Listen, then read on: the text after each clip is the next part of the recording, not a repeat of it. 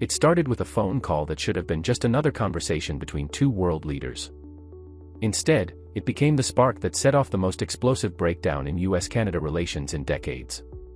In less than half an hour, decades of trust and cooperation were shattered, and the seeds of an economic and political war were planted. This is not just about tariffs.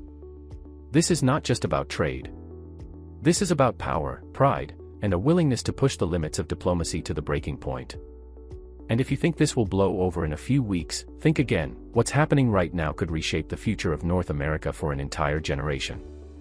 Before we unpack how a single phone call escalated into threats of annexation, billions in trade losses, and the most aggressive retaliation Canada has ever launched, make sure you hit that subscribe button, give this video a thumbs up, and turn on the notification bell so you don't miss the real stories the mainstream media won't tell you.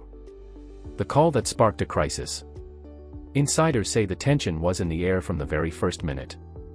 Donald Trump, already frustrated by months of trade disputes, opened the conversation with demands. Canada must immediately drop the countermeasures it had put in place after his administration slapped a 35% tariff on Canadian goods. To him, Canada was being ungrateful for the decades of economic cooperation and defense partnership.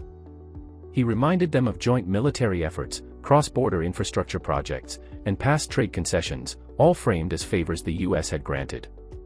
But Canada's leadership, backed by the quiet but influential voice of Mark Carney, the former Bank of England governor and an economic strategist with global clout, had a very different message. They were not going to be bullied. They were not going to dismantle their protective measures while Trump's tariffs remained in place.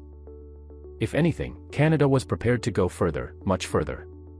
Sources say Carney warned that Canada had the means, the allies, and the will to defend its economy against any level of US pressure.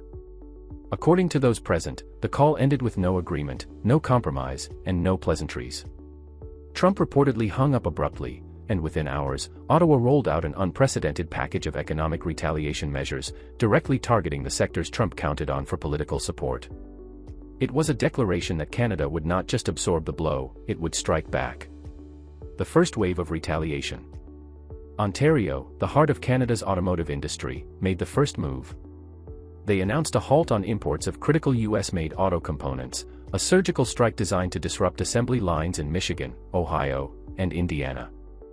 For decades, these factories had relied on a seamless supply chain that moved across the border daily. Suddenly, American managers were scrambling to find alternative suppliers, and workers feared looming layoffs. Quebec followed by imposing massive tariffs on US dairy and grain imports, hitting farmers across Wisconsin, Iowa, and the Dakotas, all key parts of Trump's political base. The reaction in the Farm Belt was immediate. Commodity prices slipped, contracts were cancelled, and co-ops began warning their members to brace for losses that could stretch into the next season. Local farm groups began lobbying Washington to negotiate, but their pleas fell on deaf ears. On the West Coast, British Columbia made perhaps the boldest move. Using its strategic position as Canada's Pacific gateway, it began diverting trade flows away from the United States entirely. Shipments that once passed through US ports were now being redirected to Vancouver for direct export to Asia. In one move, they cut American logistics companies out of billions in shipping revenue, and container yards in Washington and California saw activity slow. For Canada, it was a signal that they could shift their trade arteries and survive. Turning a trade dispute into a global strategy. Canada knew it couldn't go toe-to-toe with the United States in sheer market size, so it played a different game. It went global. Within weeks, Canadian trade envoys were in Europe and Asia, signing new agreements to lock in long-term buyers for everything from wheat and beef to aluminum and rare earth minerals. Officials worked day and night, knowing that every new deal signed meant less leverage for Washington. These weren't just trade deals.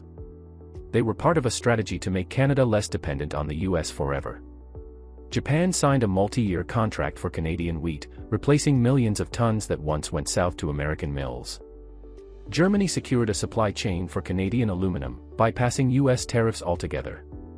Even South Korea inked an agreement for Canadian beef, a direct hit to American ranchers who had counted on steady exports.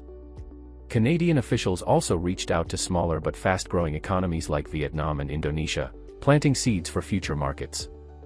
The message was clear: if the US was going to weaponize trade, Canada could build an entirely new economic map without them, and with powerful allies backing them up, they could make those changes permanent. Trump's outrage and escalation. Trump's reaction was pure fury. In private meetings, he accused Canada of betrayal, claiming they were turning their back on the greatest ally they ever had. He slammed the table during one session, insisting that Canada's moves were not just economic attacks but acts of political hostility. But then he went further, much further. According to multiple insider accounts, he suggested the United States should consider absorbing certain Canadian territories. The word annexation began appearing in conversations that should have been focused on negotiation. To Canadian ears, it was an outrageous and dangerous provocation, a shocking throwback to an era of raw territorial ambition. Instead of intimidating them, it sent Canadian officials into an even deeper state of resolve, convinced they could no longer rely on predictable behavior from Washington. Trump also threatened to pull the U.S. out of the USMCA, the trade agreement that had replaced NAFTA. Such a move would be devastating for cross-border trade, which currently accounts for more than $700 billion annually. Yet at this stage, neither side was blinking. Canadian ministers doubled down on their public statements, insisting that Canada will decide its own economic destiny, while Trump's aides scrambled to contain the political fallout at home. The standoff was no longer about policy, it had become personal. Defense alliances on the edge. This conflict isn't just about economics anymore. For decades, the US and Canada have been military allies through NATO and NORAD, working together to defend the North American continent. But Canadian officials have begun hinting that cooperation could be scaled back. Some insiders say certain intelligence channels have already slowed, a quiet but telling shift. That means less intelligence sharing, less joint training, and less coordination on Arctic defense, a region both countries consider critical to national security. Without Canadian cooperation, US surveillance in the Arctic could suffer serious gaps, leaving open vulnerabilities in an era where Russian and Chinese activities in the region are already increasing. And if Canada deepens security ties with European or Asian partners instead, Washington's influence in its own hemisphere could weaken faster than expected. It's a scenario that even seasoned military strategists find deeply alarming. The economic damage at home. The numbers are already grim. In the US, farmers are seeing contracts cancelled overnight. Trucking companies are losing shipments they once relied on. Processing plants that depended on Canadian imports are cutting shifts. Even small towns on the border are feeling it, as cross-border shopping and tourism slow to a crawl. Some border communities are reporting a 30% drop in retail sales in just weeks. Meanwhile, Canadian industries are experiencing short-term pain, but they're also adapting fast.